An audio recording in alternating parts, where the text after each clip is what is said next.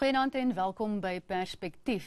Die DA se hoofsweep in die Gautengse wetgewer Fred Nel sluit vanaand by ons aan. Ons gesels oor die DA se plan met swart ekonomiese bemagtiging en hulle benadering tot die verkiesing. Fred, baie dankie dat jy ter 11:00 ingekom het. Ons sou met James self gepraat het. Baie dankie dat jy vanaand hier is om met ons te gesels.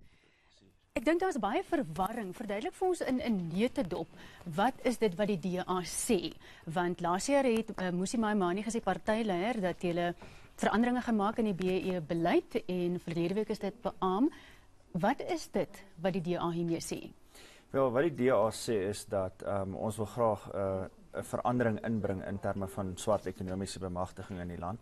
Ons voel dat die ANC se beleid van breedvoerige swart ekonomiese bemagtiging is nie breed gebaseerd genoeg nie. Dit is baie nou geset en ons wil dit graag verbreed. En ons beleidsaanbieding wat ons aan die kiesers toe bring hierdie jaar is om te sê dat ons gaan nog steeds op die basis van ras mense klassifiseer in terme van ons beleid, maar dat ons byvoorbeeld die telkaarte wat op hierdie stadium aan maatskappye gebied word gaan verander en ons gaan dit verminder na baie minder punte waarop hulle gemeet gaan word. En die hoofpunte waarop ons maatskappye sal meet is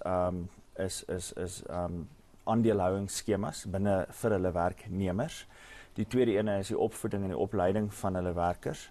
Derdens beleggings in swart entrepreneurs en vierdens werkskepping. As hulle werkskep moet hulle punte daarvoor kry.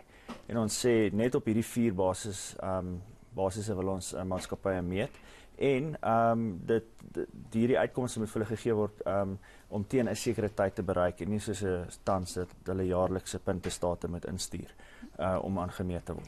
So om nou alle onduidelikheid uit die weg uit te ruim. Daar is sekere dinge in die BEE-beleid. Ek gaan nou maar net sê BEE-beleid waarmee hulle saamstem. Wat is daardie dinge presies? Jy het nou 'n paar van hulle genoem, maar wat is daai goed presies waarmee hulle saamstem? Die enigste ding waarop ons op hierdie stadium saamstem met wat tans die beleid is dat dit 'n rasgebaseerde puntestelsel moet wees. Waar ons wel verskil is goeders byvoorbeeld soos die ANC regering se beleid tans is dat 'n persoon word slegs as bemagtig gesien as hy 'n persoonlike rykdom van 15 miljoen rand opgebou het. Ons sê dit is verregaande wanneer 'n persoon 'n stabiele werk het met 'n inkomste vlak, dan is daai persoon bemagtig. En wat die beleid van om jou eers as bemagtig geklassifiseer te kry as jy 15 miljoen rand persoonlike rykdom bereik het, beteken dat net 'n klein groepie mense word bemagtig oor en oor en oor en dat die breë Suid-Afrikaanse bevolking uitgesluit word daaruit. So, my man het ook gesê dat BEE nie net daarin misluk het om Suid-Afrikaners te bevoordeel nie, maar ook baie mense aktief onmagtig het. Hoe staaf hy daardie standpunt? Want mense dink nou aan, kom ons sê nou maar al die jong mense wat wel as gevolg van die BEE skoolkaart skills development ontvang het deur Koöperatiewe Suid-Afrika of wie se klein besighede deel geword het van 'n supply chain van 'n maatskappy. Hoe staaf hy dit? Dis baie klein, daai bemagtiging wat plaasgevind het. Dis baie min jong mense wat opleiding gekry het. Dis baie min klein besighede wat die geleenthede gekry het om die hoofstroom ekonomie binne te kom. 80% van alle klein besighede wat ontstaan binne Suid-Afrika gaan nog steeds onder binne die eerste 1000 dae. So daar's nie 'n werklike bemagtiging daar nie. Ja, die inisiatiewe van die Koöperatiewe Suid-Afrika is goed, maar dis nie genoeg nie. Dit moet baie meer verbreed word en baie meer mense moet toegelaat word.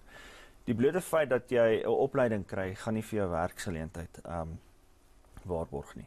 En daar is baie opgeleide mense daar buite, daar's baie mense met matriek daar buite, maar wat net nie toegang het tot werksgeleenthede nie. En in 'n land waar ons byna 'n derde van ons bevolking sonder werk sit, wys dit vir jou daar's 'n gebrek aan ekonomiese groei om selfs die klein bietjie opleiding wat daar is, opgeleide mense wat daar is te absorbeer binne die ekonomie.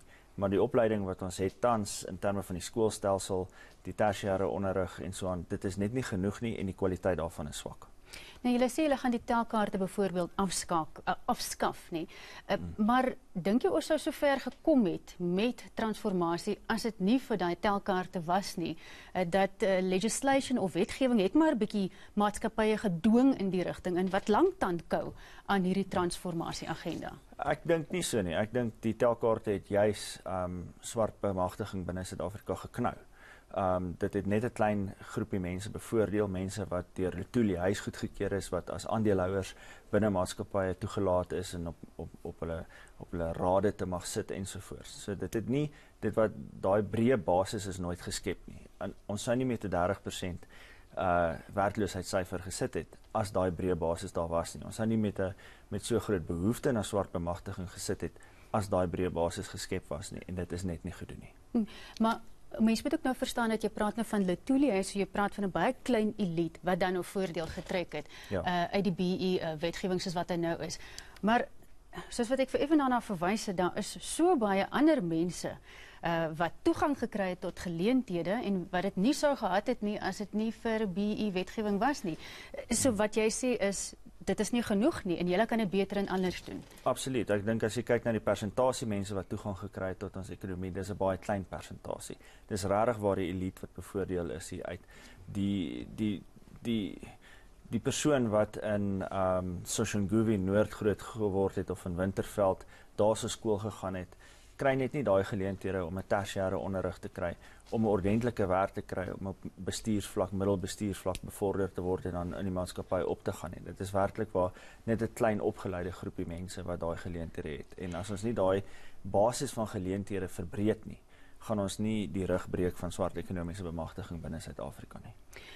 Die DA beskryf homself as 'n diverse politieke party, maar jy sal seker 'n gewone man in die straat of vrou in die straat vergewe as hulle bietjie verward is, want aan die een kant is dit wat julle sê, maar aan die ander kant is daar amper hierdie uittog van hoë profiel swart leiers. Wat dink jy is die boodskap wat dit stuur vir kiesers vir 2019? Ek dink nie daar's 'n uittog van hoë profiel swart leiers nie. Daar is enkeles wat ongelukkig raak of wat ander geleenthede najaag buite politiek. Politiek is nie vir almal nie. En as hulle dit doen, dan gebeur dit. Daar is 'n paar mense wat af en toe oorloop en so, maar dis mense wat net nooit werklik waar ons waardes gedeel het nie. En as jy kyk na die party se samestelling op alle vlakke, as jy kyk net na die burgemeesters in Gauteng alleen, dit is 'n baie diverse party. Ons het Stevens Mogolapa, Herman Mashaba as ons burgemeesters hier, Bongani Baloyi as ons derde burgemeester in die provinsie.